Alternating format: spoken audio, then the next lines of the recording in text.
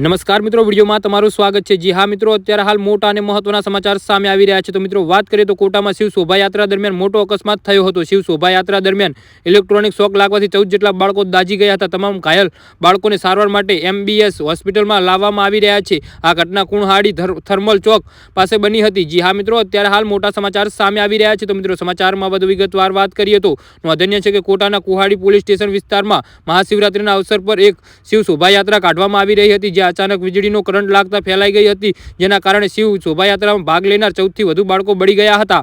જી હા મિત્રો, અત્યારે હાલ મોટા સમાચાર સામે આવી રહ્યા છે। તો મિત્રો સમાચારમાં વધુ વિગતવાર વાત કરીએ તો મામલો સાગતપુર સ્થિત કાલી બસ્તીનો છે। મળતી માહિતી મુજબ શોભાયાત્રા દરમિયાન અનેક બાળકો ધાર્મિક ઝંડા લઈને આવ્યા હતા અને આ દરમિયાન ધ્વજ હાઇટજ લાઇનને સ્પર્શ્યો હતો। જી હા મિત્રો, અત્યારે હાલ મોટા સમાચાર સામે આવી રહ્યા છે। જાણવામાં આવી રહ્યું છે કે જ્યાંથી શિવ શોભાયાત્રા પસાર થઈ રહી હતી ત્યાંથી પાણી ફેલાઈ ગયું હતું અને જેના કારણે કરંટ ઝડપીથી ફેલાઈ ગયો હતો। તમામ બાળકોને કોટાની MBS હોસ્પિટલમાં દાખલ કરવામાં આવ્યા છે। જી હા મિત્રો, તો આના વિશે તમારું શું કહેવું છે તો નીચે અમારી કોમેન્ટ બોક્સમાં જરૂરથી જણાવજો।